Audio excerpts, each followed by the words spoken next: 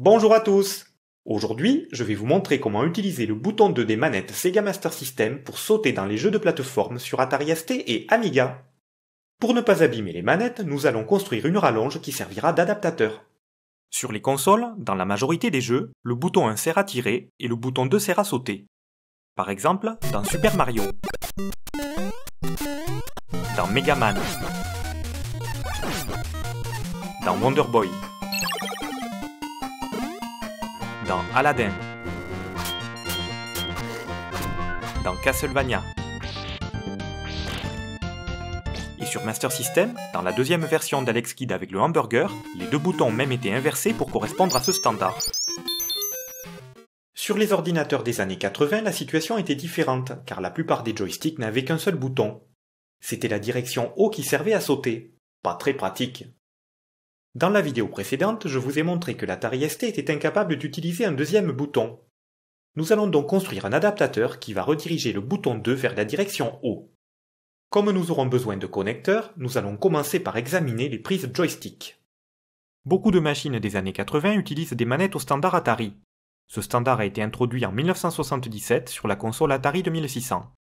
Les prises utilisent un format DE9, souvent appelé à tort DB9. Ce format est très courant, on le retrouve notamment sur les ports série RS-232 des anciens PC. Mais attention, n'y branchez pas vos manettes car le câblage est incompatible.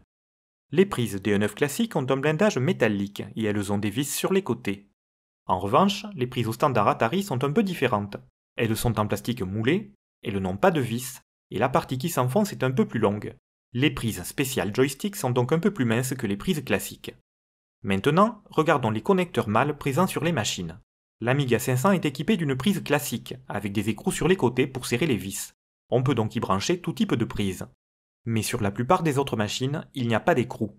Même quand il y a assez de place sur les côtés, on ne peut pas brancher correctement une prise classique car le capot empêche souvent de l'enfoncer complètement. Donc pour construire un adaptateur compatible avec toutes les machines, nous aurons besoin d'une prise femelle au standard Atari. Le problème, c'est que ce type de prise est introuvable au détail. Heureusement, on peut facilement trouver des rallonges sur les boutiques en ligne. On peut donc les couper pour récupérer les connecteurs. Concernant les prises mâles, tous les modèles sont compatibles. On peut utiliser aussi bien les prises DE9 standard que les prises spéciales joystick présentes sur les rallonges. Nous savons donc où trouver des prises. À présent, examinons le câblage. La numérotation des broches est normalisée. Quand on regarde la prise mâle de face, les numéros se suivent. Et bien sûr, l'ordre est inversé quand on regarde la prise femelle. Sur certaines prises, les numéros sont même inscrits en tout petit à côté des broches pour éviter toute erreur. Dans le standard Atari, le câblage est très simple. Chaque direction ou bouton est associé à une broche dédiée. La broche 8 est spéciale, c'est la masse commune. Chaque bouton est simplement un interrupteur qui met en contact la broche correspondante et la masse. C'est le même principe pour chaque bouton.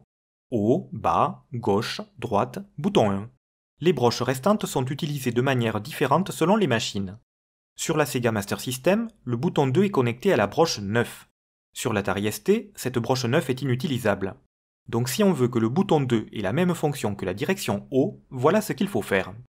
D'abord, il faut couper le fil numéro 9 qui correspond au bouton 2. Puis côté manette, il faut connecter ce fil 9 au fil 1, qui correspond à la direction haut. Ainsi, que l'on appuie sur la direction haut ou le bouton 2, ça enverra toujours un signal haut à l'ordinateur sur la broche 1. Pour ne pas abîmer les manettes, il faut construire un adaptateur. Le plus simple, c'est de sacrifier une rallonge. Il faut la couper en deux et ressouder les fils, en modifiant le fil numéro 9 comme je vous ai indiqué. En théorie, on n'aurait pas besoin de couper les autres fils, mais c'est nécessaire pour pouvoir les repérer avec un ohm-mètre. Autre solution, vous pouvez récupérer le câble d'une vieille manette cassée et ajouter une prise mâle DE9 classique au bout, en reliant la broche 9 à la broche 1. Bref, vous faites comme vous voulez, et n'hésitez pas à laisser un commentaire pour nous dire ce que ça donne. Pour ma part, j'ai construit un tel adaptateur en 1992, mais comme je n'avais pas de prise spéciale joystick, j'ai fait avec ce que j'avais sous la main. Côté ordinateur, j'ai utilisé une prise femelle classique mais sans son capot, et j'ai soudé 6 fils sur les broches utiles. Côté manette, j'ai utilisé une prise mâle classique avec son capot. J'ai soudé les 6 fils à leur place et j'ai relié la broche 9 à la broche 1 avec un fil bleu. Et je m'aperçois qu'à l'époque, j'avais fait une modification supplémentaire. J'avais en plus relié la broche 7 à la broche 1 pour que mon adaptateur soit aussi compatible avec les joypads Amstrad CPC+, et GX4000. C'est pas dont un deuxième bouton, mais Amstrad a choisi de le relier à la broche 7, contrairement à Sega qui avait utilisé la broche 9. De ce côté, il y a suffisamment de place pour fermer le capot. Je peux facilement y brancher ma manette Master System. Mais de l'autre côté, comme je n'ai pas la bonne prise, c'est un peu plus délicat. Sur l'Atari ST, si je ne mets pas le capot, et si je force un peu, ça rentre et ça tient à peu près. Donc ça y est, j'ai connecté ma manette Master System à l'Atari ST en utilisant l'adaptateur. On va voir qu'est-ce que ça donne dans Enchanted Land. Gauche, droite, haut, bas, tirer, sauter avec le bouton 2. Super, ça marche! Je vais pouvoir jouer confortablement.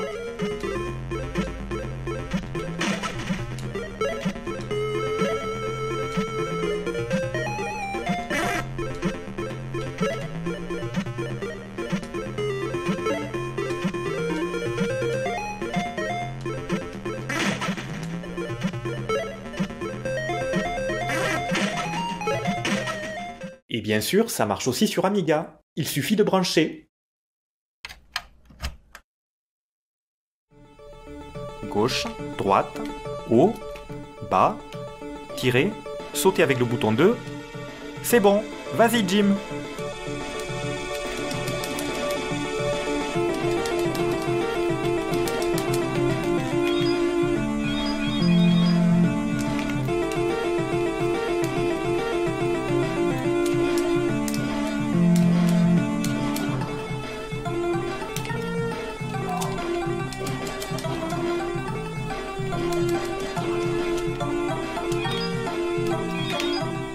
Voilà, je vous ai montré comment utiliser le bouton 2 des manettes Sega Master System pour sauter dans les jeux de plateforme sur Atari ST et Amiga, sans rien abîmer.